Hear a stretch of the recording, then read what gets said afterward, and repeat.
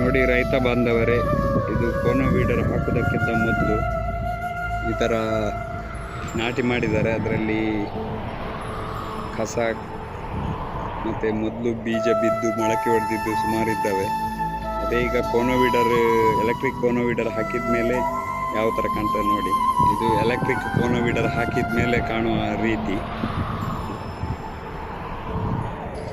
ಕೋನೋ weeder ಹಾಕ್ತಾ ಇದ್ದಾರೆ ಕೋಟ ಶಿವರಾಮ್.